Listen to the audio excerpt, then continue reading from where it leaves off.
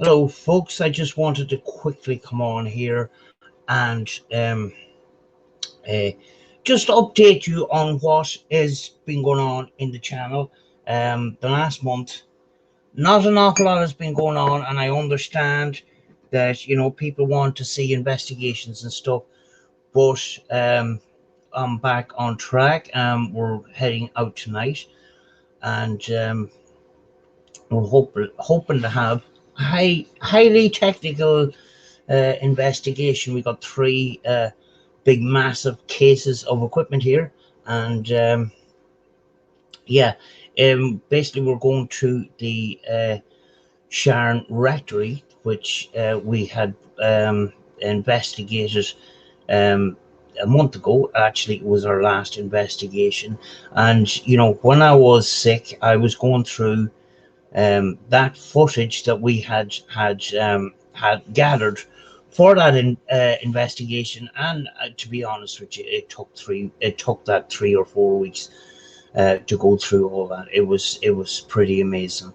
and some of the stuff that we picked up on audio, it was a massive learning curve for us, you know. So we're looking forward to going back there tonight, and other things on the channel. People know that in the background I have been doing some work on um, possible attachments to certain objects, i.e., dolls, boxes, uh, other haunters or supposedly haunted items. Now, I don't like to use haunted too much because a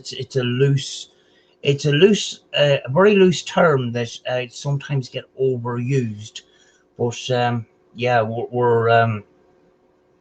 people want to see what I've got, some of the items that I have, and I will do videos on those. Some people don't like them, some people do, but in general, I've been getting messages that please do some videos on possible attachment items and that. Now, I want to show you a couple of items that I actually just acquired. I'm not going to go into too much detail about them, but the first one is this, which is a little doll, a little clown doll that I got sent over from West Midlands, and it actually has a little mechanism. It's quite sweet, the sound of this.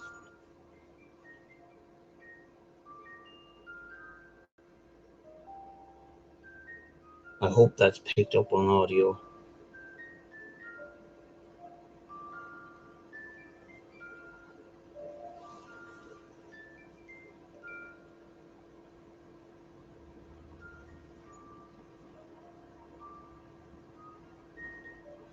But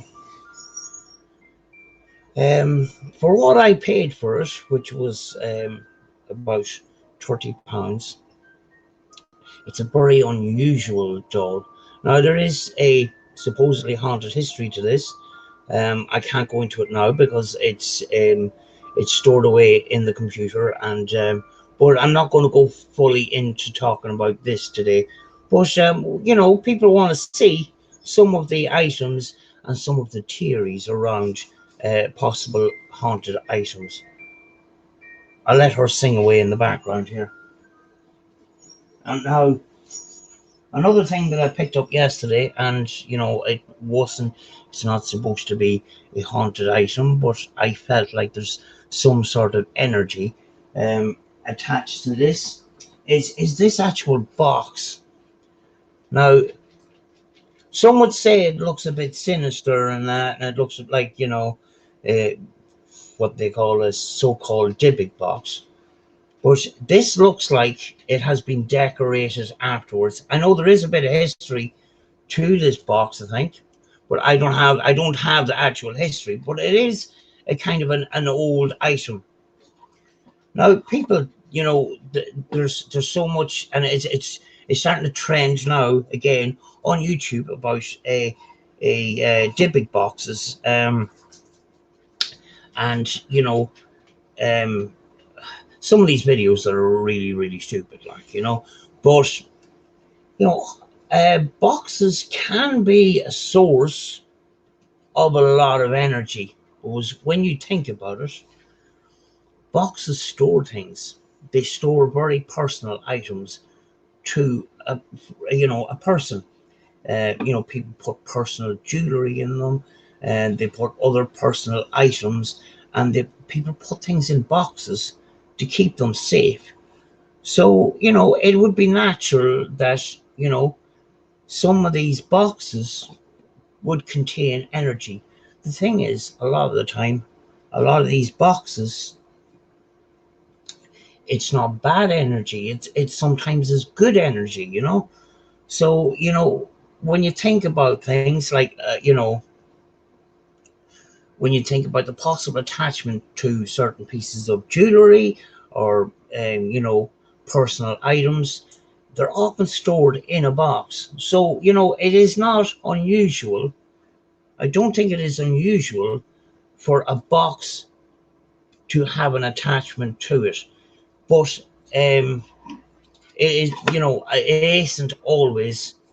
it isn't always bad. And when you can see on the top of it here, it's been decorated. Now, to my mind, it's been decorated afterwards. You can see fresh nails on the outside of it there, and little brass round things, and they're fastened in. Now, what I think this banding is actually a spring from a measuring tape that's been cut, and it's been decorated. So somebody really cared about this box, and put their positive energy into making this box the way it is. So I'm not going to go into massive details about these items today, but I'm just decided just to come on and just update you on what is happening. I know it's the camera seems to be glitching out a little bit, but hopefully I can get this up. Now, I am not fully gone live. I just pre-recorded this just to update you. And one of the reasons I haven't gone live in three or 4 weeks is I have been very sick, and I just didn't want to come on live camera. But I'm sort of hopefully I'm back, and getting out tonight will be it would be a step in the right direction. I have been basically not been very far from the house in the last 3 weeks, and my muscles have deteriorated, so I'm in a lot of pain. But hopefully we're back on the right track. We've got an investigation tonight. I'll try and get it up as soon as I can, but we intend tonight to have a lot of coverage. We're going to be there for a good few hours. We're going to be trying to film as much as we can. We'll try and get that footage all put together and out as soon as we can. The other investigation we are is going to be coming up is Cumber House again. Cumber House is a pretty popular location here in Northern Ireland, and we're also going back to Sharon Rectory yet again, hopefully.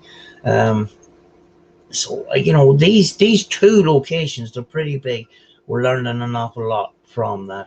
So hopefully we'll get stuff. But every time we go out, we all learn something new in that.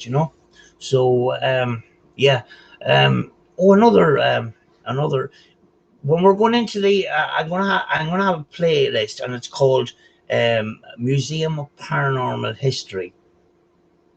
I don't have a place for to hold those items. A lot of these items are in my hallway. It's in my previous video, and it doesn't look very organized and that. but I'm going to try and organize it as best I can. But we're basically going to be talking about items there.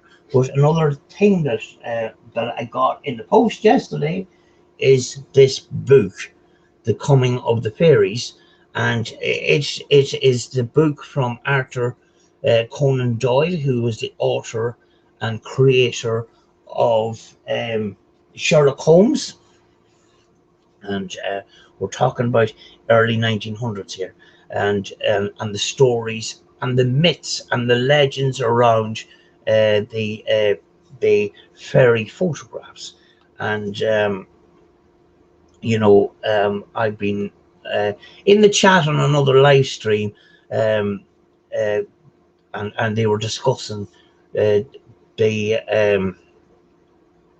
everything around those actual photographs and some of the theories and some of the possible things that was kept secret. And yes, a lot of these photographs, some of these photographs were classed as fake. They admitted themselves that they had cut these fairies out of magazines and used hat pins to stick them in the ground or stick them in the trees or whatever. But it was actual, the myth around this was, what was the intent behind all of this. But and even if it is classed as 100% fake, which I don't think it's 100%, um, you know, you're looking into the imagination of these people at the time, which it's not a sinister thing. It's actually quite a joyous thing, and if it was all um, put together through the imaginations of those kids, of those children, it's quite a joyous thing.